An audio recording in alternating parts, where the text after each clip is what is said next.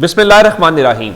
लाखों करोड़ों दुरूदो सलाम मोहम्मद मुस्तफ़ा सल्लल्लाहु अलैहि वसल्लम और आले मोहम्मद पर। मैं हूँ उमर दराज गोंदल। काजी फायज ईसा का नाम पाकिस्तान में या उनकी शख्सियत या उनका चेहरा पाकिस्तान में उन चंद लोगों में है जो मुतनाज़ा तरीन किरदार हैं, जिनके बारे में पाकिस्तानी जो राय रखते हैं, शायद मैं अगर वो कमेंट्स में बता सकते हैं, लेकिन मैं अगर बताना चाहूं तो मेरे पास पार्लिमानी अल्फाज भी नहीं होंगे जो उनकी शख्सियत है। और खासकर आज से 1 साल पहले उन्होंने इन्हीं इलेक्शंस के दिनों में 13 जनवरी से लेके 8 फरवरी को और फिर जो कुछ मुल्क के अंदर हुआ, काजी फायज ईसा पाकिस्तान में कोई ऐसा नाम नहीं है जिसको इज्जत से लोग नाम लेते हों या इज्जत से लोग उनको याद करते हों या उनके दौर को कोई काबिल तारीफ किरदार या काबिल तारीफ दौर समझते हों। अब जनाब का नाम, लेकिन एक बात यह है कि वो मुस्लिम लीग नून के तो हर सूरत फेवरेट होंगे। उसकी वजह यह है कि जो कुछ मुस्लिम लीग नून को इलेक्शंस में चाहिए था उनको मिला, नंबर 1। फिर इलेक्शंस के बाद जो कुछ उनको चाहिए था इस सब चीज को कवर रखने के लिए इल्ला माशाल्लाह वो भी सब हुआ। तो अब इस हवाले से सूरत हाल इस वक्त यह है कि उनका नाम एक बार फिर गर्दिश में है, जेर गौर है। और यह भी नहीं है कि किसी छोटे मोटे ओहदे के लिए, उनका नाम बड़े ओहदे के लिए इस वक्त गर्दिश में है। और आप जानते हैं कि इस्लामाबाद में हर किसी को चीफ लगने का शौक हो, वो चीफ कौन सा भी हो। हाल ही में हमने देखा कि जनवरी में chief election commissioner Sikandar Sultan Raja जो हैं उनके ओहदे की मियाद पूरी हो गई। उनके साथ इलेक्शन कमीशन के 2 मेंबरान की भी मियाद पूरी हो गई, लेकिन वो दोनों घर नहीं गए। अच्छा, अगर घर नहीं गए तो लोगों ने सवाल उठाए कि भाई ये क्यों नहीं गए। तो लोगों ने कहा ये 26 में आनी तरमीम के बचुंगड़े हैं, हर कोई उसमें से फायदा उठा रहा है, तो ये फायदे क्यों नहीं उठाएंगे। अब चूंकि अपोजिशन का एक अलायंस बना और अपोजिशन ने उसमें जो एक मुतालबा किया, उसमें यह मुतालबा था कि जो इलेक्शन कमीशन के लोग हैं ये इस्तीफे दें, घर जाएं और एक आजाद और खुद मुख्तार जेन्युइन इलेक्शन कमिश्नर बनाया जाए जो फिर इलेक्शन कराए ताकि ये मसलों का हल है और नए इलेक्शन की तरफ जाया जाए। तो जैसे ही ये खबर आई तो बताया गया है कि अब हुकूमत और अपोजिशन ने चीफ इलेक्शन कमिश्नर और जो मेंबर्स हैं उनकी तकर्रुरी के ऊपर मुशावरत शुरू कर दी है। और इस हवाले से कहा गया है कि इमरान खान से भी कुछ नामों के ऊपर मुशावरत की गई है, कुछ ब्यूरोक्रेट्स हैं, कुछ साबिक जजेस हैं।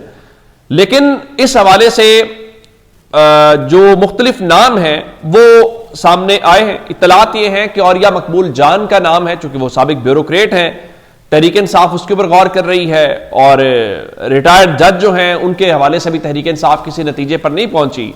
उसके अलावा तसद्दुक हुसैन जिलानी जो हैं उनका नाम है, नासिरुल मुल्क जो हैं उनका नाम है ज़ेरे गौर।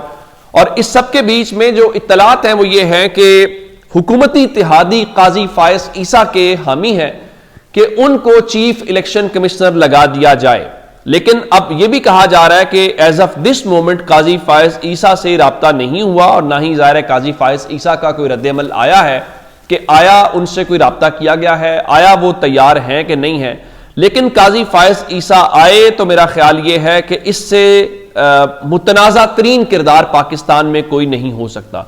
लेकिन ये जो नाम मुख्तलिफ ज़ेरे गौर हैं उस हवाले से चोरी फवाद जो है उनकी एक टेक है, उनके मुताबिक ऐसा नहीं हो सकता क्योंकि ये सब लोग, इनकी जो उम्रें हैं वो 68 साल से ज्यादा हैं और चीफ इलेक्शन कमिश्नर के लिए 68 साल की हद है और ये खुद उस एज को क्रॉस कर चुके हैं जिसमें उस पोस्ट के ऊपर है। लेकिन मुस्लिम लीग नून तो जरूर चाहेगी या उनकी ख्वाहिश ये होगी कि उनके इत्तेहादी और वो काजी फायज ईसा को ले आए। काजी फायज ईसा को लाने का मतलब ये होगा फिर सत्ते खैरा है, फिर आप इलेक्शन को भी भूल जाएं, बाकी चीजों को भी भूल जाएं, फिर आपको किसी किस्म की जो परेशानी है वो नहीं हो सकती। और अब इनके खौफ की वजह यह भी है कि तहरीक इंसाफ एक बार फिर मोमेंटम के ऊपर जा रही है।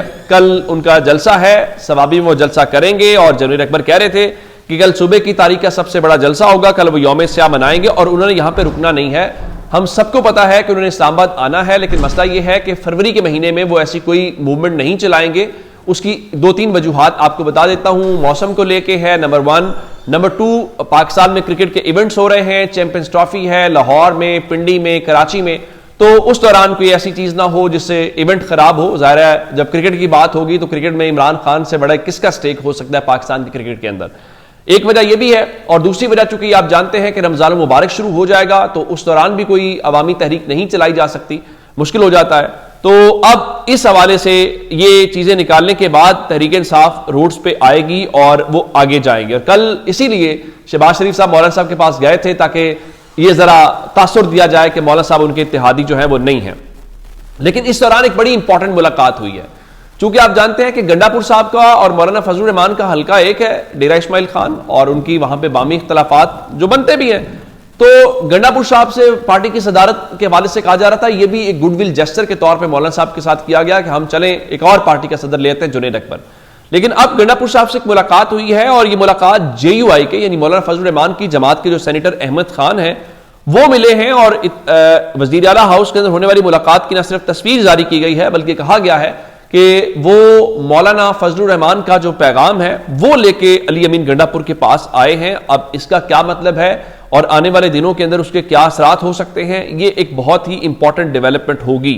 अच्छा, अब इस दौरान चूंकि आजकल टिकटॉक के ऊपर और मीडिया के ऊपर और हर जगह के ऊपर बताया जाता है जी नून लीग ने जो मकबूलियत के पैमाने पंजाब में है वो पलट दिए हैं, यानी इतने पलट दिए हैं कि तहरीक इंसाफ लाहौर में जलसे की इजाजत मांग रही है, DC लाहौर जलसे की इजाजत नहीं दे रहे, मैचेस का बहाना बना के अब हॉर्स एंड कैटल शो करवा सकते हैं, लेकिन तहरीक इंसाफ को जलसा इस दौरान नहीं मैचेस के दौरान करवाने की इजाजत दे सकते। ये अपनी जगह पे अलग बात है। लेकिन अब मियां साहब आज एक बार फिर अरकान असेंबली से मिले जिसमें फैसलाबाद, चिनियो, टोबा टेक्सिंग, झंग के अजला थे और वो मिले। और इस दौरान मियां साहब ने कहा देखिए बिल्कुल मजमूई सूरत हाल बेहतर हो रही है। फिर मरीम नवाज के ऊपर उन्होंने फख्र का इजहार किया।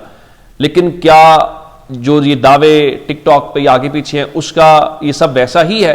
मैं आपको एक मिसाल देता हूं। मंसूर अली खान, जिनके मैं खुद शो में कल परसों बैठा हुआ था, उन्होंने एक शो किया है जो रात को ऑन एयर हुआ है और वो गोके मैं उस दिन जब बैठा था ऑफ द रिकॉर्ड में बात कर रहे थे शो के मुतालिक, वो लाहौर में मियां नवाज शरीफ के हल्के में गए हुए थे और उस शो का मकसद ये था कि आखिर एक साल हो गया है यहां जो कुछ भी पिछले साल हुआ और एक साल में मुस्लिम लीग नून की हुकूमत है और मियां साहब का ये अपना इलाका या हल्का है, तो यहां पे लोगों की क्या राय है, वो क्या सोचते हैं।